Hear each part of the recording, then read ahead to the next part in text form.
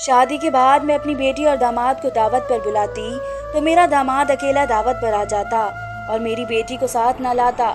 मुझे कहता कि मैंने तो बहुत कोशिश की कि आपकी बेटी को भी साथ ले आऊं, मगर उसने आने से इनकार कर दिया है। मुझे दामाद की बात सुनकर बहुत हैरत होती। मैं बेटी को कॉल करके पूछती तो बेटी कहती, माँ मुझे घर के कुछ ज़रूरी काम करने थे, इसलिए मैं नहीं आ सकती। बेटी का जवाब सुनकर मैं बहुत हैरान होती कि ऐसे कौन से ज़रूरी काम है जो मेरी बेटी अब मुझसे मिलने के लिए भी नहीं आ सकती। एक दिन मैंने अपनी नौकरानी और अपने दामाद को एक होटल में जाते हुए देखा। मेरा तो दिमाग ही चकरा गया। आखिर ये सब चल क्या रहा था। मैं उन दोनों का पीछा करते हुए होटल तक पहुंच गई, मगर वह दोनों एक कमरे में चले गए। मैंने अचानक से उनके कमरे का दरवाज़ा खोला तो सामने का मंजर देखकर मेरे सर पर आसमान गिर पड़ा, क्योंकि मेरी बेटी तो। दरवाजे की बेल बजी तो मैंने सोनिया को पुकारा, सोनिया देखना बाहर कौन है। सोनिया ने कहा, जी देखती हूँ। उसने गेट खोला तो सामने मेरा दामाद खड़ा था। वह अंदर आया तो सोनिया ने उसे नमस्ते किया। वह बोला, आंटी अंदर है। सोनिया ने दरवाज़ा बंद करते हुए कहा कि वे घर पर ही हैं। मेरा दामाद अंदर आया। मैं ड्राइंग रूम में सोफे पर बैठी कुछ ज़रूरी फाइल्स में खोई हुई थी। मेरे दामाद ने मुझे नमस्ते किया तो मैं मुस्कुराई। मैंने अपना चश्मा उतार कर फाइल पर रखा और बोली, आओ रोहित बेटा, कैसे हो तुम? और मेरी बेटी सोनम कैसी है? कहाँ है वो? रोहित ने सोफे पर बैठते हुए कहा, नहीं आंटी, मैं अकेला ही आया हूँ। दरअसल मुझे आपसे एक ज़रूरी बात करनी थी। मैंने कहा, अच्छा ज़रूर करो बात, मगर मेरी बेटी को लेकर आते। वह कहने लगा, आंटी आज वो बहुत बिजी थी। मैं दामाद की बात सुनकर चुप हो गई और सोचा हो सकता है आज वह किसी ज़रूरी काम में बिजी हो। सोनिया साहब के लिए जूस लेकर आओ और खाने की टेबल पर खाना भी लगवा दो। वह बोली, ठीक है, मैं पहले जूस ले आती हूँ, फिर खाना भी लगवा देती हूँ। मैंने कहा, हाँ बेटा बोलो क्या बात है रोहित? रोहित बोला, आंटी बात दरअसल ये है कि शहर के बहुत बड़े बिजनेसमैन खुराना आपके साथ बिजनेस के ख्वाहिश कर रहे हैं। वह कुछ शेयर खरीदना चाहते हैं और इसलिए उन्होंने मुझसे कहा है कि मैं आपसे बात करूं। मैंने कुछ सोचते हुए कहा कि रोहित बेटा, दरअसल मैं वक्त के साथ अब आराम चाहती हूँ। मुझसे इतना काम नहीं होता। तुम्हारे अंकल जिंदा होते तो सारी जिम्मेदारियाँ खुद संभाल लेते, लेकिन उनके जाने के बाद ये सब कुछ संभालते संभालते मैं थक गई हूँ। मेरा तो ख्याल है कि तुम उन्हें मना कर दो। फिर रोहित ने कहा, आंटी कैसी बातें कर रही हैं? अंकल के बाद आपने सब कुछ संभाला है, अब आप हार कैसे मान सकती हैं? मैंने कहा, बस बेटा अब दिल नहीं करता इतनी मेहनत के लिए। अब देखो ना, 1 महीना पहले कितना बड़ा नुकसान मुझसे हो गया, वह तुमने संभाल लिया, वरना तो 1 साल में भी इसका नुकसान पूरा ना होता जितना बड़ा नुकसान था। इतने में सोनिया जूस लेकर आ गई। उसने जूस रोहित के सामने रख दिया। मैंने कहा, बेटा तुम जूस पियो, जरा मैं अभी आती हूँ। ये कहकर मैं उठी और अपने कमरे में चली गई। मेरा नाम साधना है। मैं गरीब घराने से ताल्लुक़ रखती थी, मगर ऊपर वाले ने मेरे नसीब में दौलत, रुपया और पैसे लिखे थे। मेरे ससुर मेरे बाप के स्कूल और कॉलेज के ज़माने के दोस्त थे। एक दिन मेरे ससुर की मेरे बाप से मुलाकात हो गई तो वे अपनी पुरानी यादों को ताज़ा करने लगे। मेरे ससुर ने पुरानी दोस्ती को रिश्तेदारी में बदलने की ख्वाहिश जाहिर कर दी, जिसे मेरे बाबा ने स्वीकार कर ली और यूं मैं दुल्हन बनकर इस बड़े से आलीशान बंगले में आ गई। मेरे पति भी बहुत ही अच्छे इंसान थे। ऊपर वाले ने मुझे 2 बेटा और 1 बेटी से नवाजा था। बेटी बड़ी है जिसकी शादी मैंने रोहित के साथ कर दी है और दोनों बेटे कनाडा में अपनी पढ़ाई पूरी कर रहे हैं। सोनिया मेरी नौकरानी है। सोनिया की उम्र कोई 17 या 18 साल होगी। दरअसल सोनिया मेरे ससुराल के खानदानी नौकरानी की बेटी है। तकरीबन 5 साल पहले इसकी माँ कैंसर की वजह से ऊपर वाले को प्यारी हो गई थी और सोनिया भी मेरे लिए घर की एक मेंबर की तरह थी। मैंने कभी भी इसे घर की नौकरानी नहीं समझा था और वह भी मुझे आंटी कहने की बजाय मौसी कहती थी। आज मैंने अपनी बेटी और दामाद को दूसरी बार दावत पर बुलाया था, मगर मेरी बेटी थी कि आने का नाम ही नहीं ले रही थी। मैंने सोच लिया था कि मैं खुद ही जाकर इससे मिल आऊंगी। आखिर ऐसे कौन से काम हैं जो मुझसे मिलने भी नहीं आ सकती। खैर इस दिन रोहित खाना खाकर जा चुका था और मैं अपने कमरे में आकर लेट गई थी। अगले दिन मैं मार्केट से वापस आई और टैक्सी से उतरी। गर्मियाँ आ चुकी थी और मैं अपने लिए कुछ नए कपड़े लेने गई थी। जैसे ही गेट पर पहुंची तो चौकीदार अपनी कुर्सी से उठकर खड़ा हो गया और नमस्ते करने के बाद बोला कि मालकिन, आप टैक्सी पर क्यों आई हैं? आपकी गाड़ी कहाँ है? मैंने कहा, बस ये बात ना पूछो, जब मॉल से शॉपिंग करके बाहर निकली तो गाड़ी नहीं थी, लगता है किसी ने चोरी कर ली है। चौकीदार ने कहा, मालकिन आपकी गाड़ी तो बहुत महंगी थी। मैंने कहा कि जी दुआ करें मिल जाए। मैंने एसएचओ से बात कर ली है, मैं गेट से अंदर दाखिल हुई तो सामने रोहित की गाड़ी खड़ी थी। मैंने चौकीदार से कहा कि रोहित आया हुआ है। चौकीदार ने कहा, जी मालकिन, रोहित साहब आए हुए हैं। मैंने पूछा, वे कब आया? चौकीदार बोला, आधा घंटा हो गया। मैं घर के अंदर दाखिल हुई। आजकल रोहित तकरीबन रोज ही मेरे घर आ रहा था। ड्राइंग रूम में दाखिल हुई लेकिन रोहित ड्राइंग रूम में नहीं था। इधर उधर देखा तो अचानक मुझे सोनिया के रूम से बातें करने की हल्की सी आवाज़ आई। मैंने शॉपिंग बैग टेबल पर रखे और सोनिया के कमरे की तरफ चल पड़ी। इससे पहले कि मैं दरवाज़ा खोलकर कमरे के अंदर दाखिल होती, दरवाज़ा खुल गया। रोहित और सोनिया कमरे से बाहर आ गए। मैं उन दोनों को देखकर हैरान रह गई। वे दोनों आंखें फाड़े मेरी तरफ देख रहे थे। चंद लम्हों बाद रोहित बोला, आंटी, मैं आपसे ही मिलने आया था लेकिन आप घर पर नहीं थी तो मैं आपको पूछने सोनिया के रूम में चला गया। मैंने कहा, बेटा, तुम पिछले आधे घंटे से सोनिया से मेरे बारे में पूछ रहे थे? मेरा जवाब सुनकर रोहित बौखला कर बोला, नहीं आंटी, मैं तो काफ़ी देर से ड्राइंग रूम में आपका इंतज़ार कर रहा था लेकिन आप नहीं आई तो मैंने सोनिया से पूछने के लिए उसके कमरे में चला गया। मैंने कहा, रोहित बेटा, तो मुझे फ़ोन कर लेते। रोहित ने कहा कि मैं अब चलता हूँ। ये कहकर वो वहाँ से चला गया। मैंने सोनिया की तरफ देखा, वह भी बिना कोई जवाब दिए वापस कमरे में चली गई। मैं अपने कमरे में गई। मैंने बेटी को फ़ोन मिलाया और बोली, बेटी, ये क्या तमाशा है?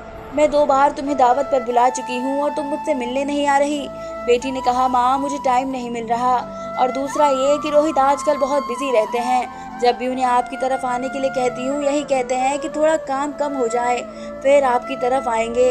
मैंने कहा, लेकिन रोहित तो आजकल रोज़ाना यहीं आ जाता है। हैरत है, तुम्हें नहीं पता? बेटी ने कहा कि रोहित रोज़ाना वहाँ आते हैं लेकिन मुझे तो वे कहते हैं कि उनके पास बिल्कुल वक्त नहीं। मैंने कहा, तुम्हें क्या कुछ पता नहीं है? बेटी ने कहा, नहीं, मुझे कुछ भी नहीं पता है। मैंने कहा, चलो ठीक है, मैं खुद इस मामले को देखती हूँ, तुम रोहित से जिक्र न करना। बेटी ने कहा, ठीक है माँ, जैसे आपको सही लगे। अब मुझे हैरानी होने लगी कि रोहित मेरी बेटी और मुझसे झूठ क्यों बोल रहा है और हकीकत में मुझे रोहित का यूँ सोनिया के कमरे में जाना अच्छा नहीं लगा था।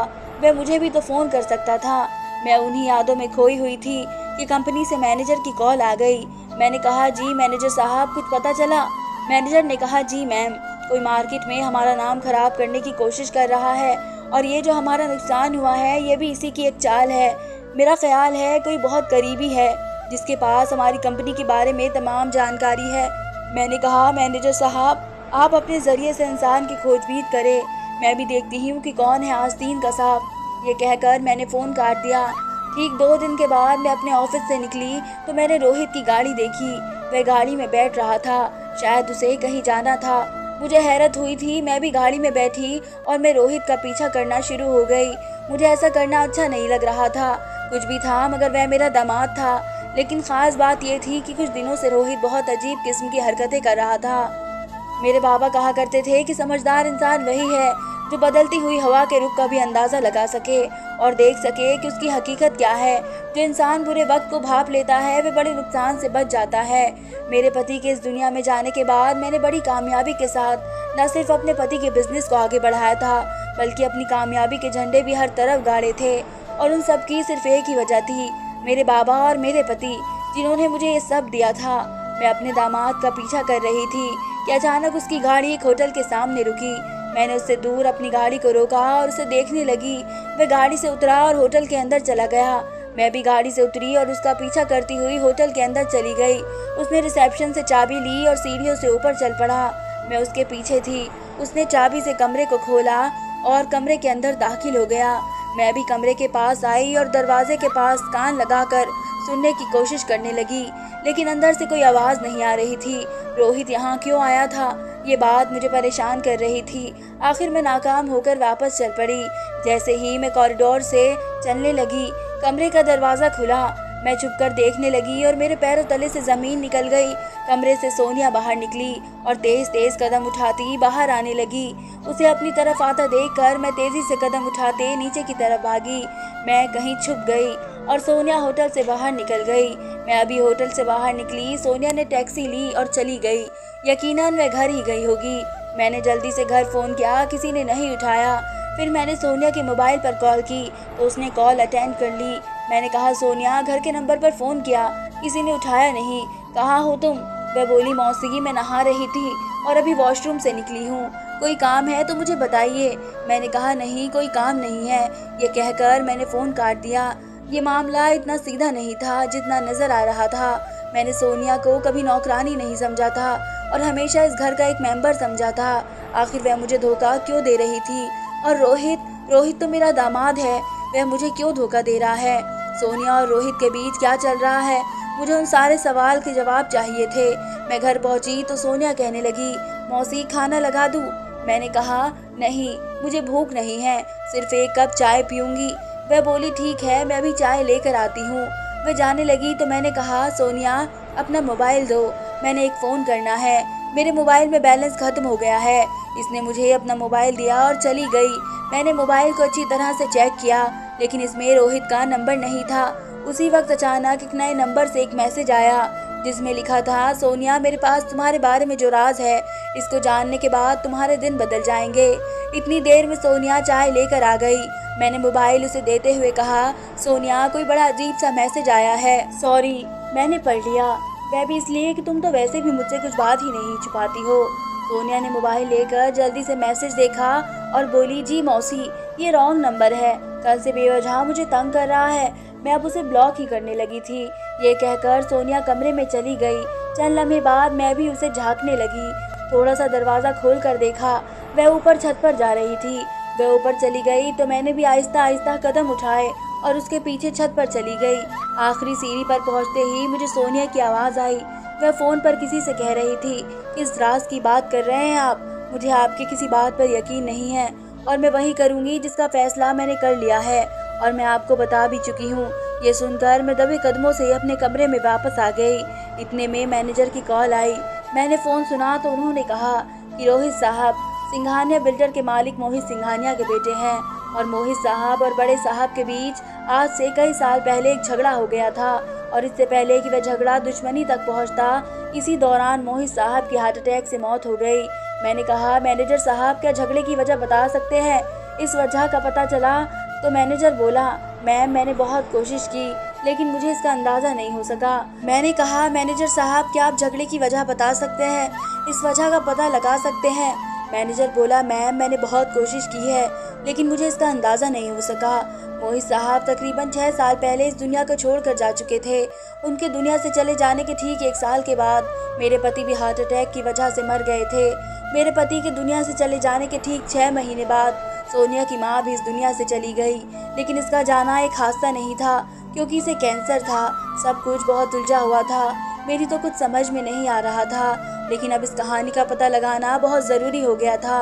मैंने अपने पति की तमाम कारोबारी और ज़ाती मामले की छानबीन करना शुरू कर दिया और साथ ही सोनिया और रोहित पर भी गहरी नज़र रखी हुई थी। चंद दिन बाद मैंने अपनी बेटी को घर पर बुला लिया और फिर हम दोनों गाड़ी में बैठे सोनिया के घर से निकलने का इंतज़ार कर रहे थे क्योंकि सोनिया ने आज फिर रोहित से मिलने के लिए ही जाना था। थोड़ी देर के बाद सोनिया घर से निकली और पैदल चलती हुई चौक पर आ गई। चौक पर एक गाड़ी खड़ी थी। सोनिया इस गाड़ी में बैठी तो गाड़ी चल पड़ी। मैंने भी अपनी गाड़ी स्टार्ट की और सोनिया की गाड़ी के पीछे लगा दी। मेरी बेटी ने कहा, क्या बात है माँ, आपने क्या कर रही हैं? आप ना कुछ बता रही हैं और ना मुझे रोहित से कुछ पूछने दे रही हैं। मैंने कहा, बेटा आज तुम्हें सब कुछ पता चल जाएगा। सोनिया की गाड़ी से होटल के बाहर ही रुकेगी। मैंने भी अपनी गाड़ी होटल से कुछ फासले पर एक जगह खड़ी की और होटल में दाखिल हो गई। मैं और मेरी बेटी उसी कमरे की तरफ चल पड़े। सोनिया उसी कमरे की तरफ जा रही थी। थोड़ी देर के बाद वह कमरे के अंदर दाखिल हुई। चंद लम्हों बाद मैं और मेरी बेटी भी इस कमरे के अंदर दाखिल हो गए। जैसे ही मैं कमरे में दाखिल हुई, रोहित हक्का बक्का हमें देखने लगा। वह बोले, आंटी आप यहाँ? मैंने कहा, मेरी बेटी बोली, रोहित तुम सोनिया के साथ यहाँ क्या कर रहे हो? सोनिया ने मोबाइल मेरी तरफ बढ़ाते हुए कहा, मौसी वह वीडियो मेरे मोबाइल में है, आप भी देख लें। ये सुनते ही रोहित ने चौंक कर सोनिया की तरफ देखा।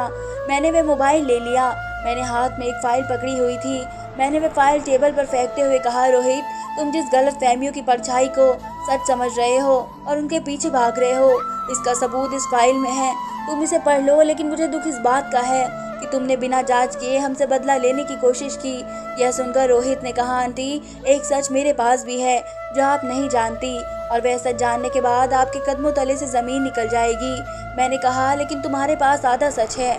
इस फाइल में एक सीडी है जिसमें तुम्हारे बाप और मेरे पति के बीच होने वाली सारी बातें हैं। वह सारी बातें मेरे पति ने बहुत समझदारी के साथ रिकॉर्ड करके सुरक्षित कर ली थी। चलो अच्छा है कि मेरे पति की बेगुनाही साबित हो गई। मेरे पति ने कारोबार में तुम्हारे बाप को कोई धोखा नहीं दिया था, बल्कि मेरे पति मोहित साहब के शिकवे को ख़त्म करने के लिए उनके दिल की एक बड़ी कंपनी के साथ कराने लगे थे कि बदकिस्मती से मोहित साहब की मौत हो गई। इसका सबूत वह पेपर है जो इस फाइल के अंदर है। तुम वह पढ़ सकते हो, लेकिन मुझे जानकर बहुत दुख हो रहा है कि तुम बिना तहकीकात किए सिर्फ बदले लेने की वजह से मेरे कारोबार को न सिर्फ नुकसान पहुंचाने लगे, बल्कि मेरी बेटी को भी धोखा देने की कोशिश की। मुझे मोबाइल की वीडियो देखने की ज़रूरत नहीं है। मुझे अंदाज़ा हो गया है कि तुम किसी लड़की से शादी करने की प्लानिंग कर रहे हो और सोनिया के मोबाइल में वही वीडियो है। जब तुम खुराना की बेटी को शादी के लिए राज़ी कर रहे थे तो सोनिया ने छुप कर ये वीडियो बना ली थी और इस वीडियो को डिलीट करने के लिए तुम सोनिया पर दबाव डाल रहे हो। मगर ऐसी बातें छुपती नहीं है, चाहे लाख छुपाए। मुझे अफसोस सिर्फ इस बात का है कि मैंने अपनी बेटी की शादी एक कमज़ोर आदमी के साथ की जो हकीकत तक ना पहुंच सका और बदले लेने के लिए तैयार हो गया। अब मेरी बेटी तुम्हारे साथ हरगिज़ नहीं रहेगी, इसका फैसला बाद में होगा। ये कहकर मैं वापस मुड़ने लगी तो रोहित ने कहा, आंटी क्या आप जानती हैं कि सोनिया कौन है? मैंने मुड़कर रोहित की तरफ देखा। वह बोला, सोनिया आपकी सौतेली बेटी है। यह सुनकर तो जैसे मेरे पैरों तले से ज़मीन निकल गई थी। मैं हैरान परेशान रोहित की तरफ देख रही थी। वह बोला, सोनिया की माँ से अंकल ने छुपकर शादी की हुई थी, लेकिन सवाल ये है कि अंकल अपने बाप के मरने के बाद ही सोनिया की माँ को घर क्यों लेकर आए और सबको यही कहा कि वह उनके ख़ानदान की नौकरानी है। उन्हें अपने बाप की दुनिया से जाने के बाद ही ख़ानदानी नौकरानी को घर लेकर आना क्यों याद आया? मैंने कहा, बस करो, तुम इस शख्स पर इल्ज़ाम लगा रहे हो, इस दुनिया पे भी नहीं रहा। रोहित ने अपने कोट की जेब से एक लिफाफा निकाला और मेरी तरफ बढ़ाते हुए बोला, ये सोनिया की माँ और आपके पति के शादी के कागजात हैं और इस शादी के गवाह मेरे बाबा थे और इसी कागजात को लेकर मेरे बाबा आपके पति पर दबाव डाल रहे थे कि अंकल उनको वो टेंडर दिलाने की कोशिश करे, जो कि दरअसल अंकल नहीं करना चाहते थे। मैंने वह लिफाफा लिया और उसके अंदर से कागज़ निकाल कर पढ़ने लगी। वाकई ये शादी के कागजात थे और मैं अपने पति के दस्तखत को बखूबी पहचानती थी। रोहित बोला, आंटी मैं तो सोनिया की माँ को सलाम पेश करता हूँ कि अंकल की मोहब्बत में वह घर की नौकरानी भी बनने के लिए राजी हो गई थी, लेकिन बदकिस्मती से अंकल की मौत ने उन्हें तोड़ कर रख दिया और वह भी ज़्यादा दिन जिंदा नहीं रह सकी। यही राज आज मैं सोनिया को बताने वाला था। मुझे चक्कर आया और मेरी बेटी ने मुझे पकड़कर सहारा दिया। मैं बेड पर बैठ गई। मेरी बेटी बोली, रोहित क्या मुझसे शादी भी आपने बदला लेने के लिए की थी? यह सुनकर रोहित खामोश रहा, उसने कोई जवाब न दिया। मैं चंद लम्हों बाद उठी और वापस जाने लगी तो सोनिया, जो खुद अब तक हैरान परेशान खड़ी थी, मैंने उसे कहा कि तुम यहीं खड़े रहना है या घर पर चलना है। यह सुनकर वह भी मेरे साथ चल पड़ी। रोहित के साथ मेरी बेटी की शादी को 6 महीने हुए थे, लेकिन इस सारे किस्से के बाद मेरी बेटी ने रोहित से अलग होने का फैसला कर लिया, क्योंकि समझदार आदमी एक जगह से एक ही बार धोखा खा सकता है। और मेरी बेटी ने रोहित को तलाक दे दी। मैंने अपनी बेटी और सोनिया दोनों की शादी कर दी थी और अपनी जायदाद दोनों में आधी आधी बांट दी थी। धन्यवाद दोस्तों।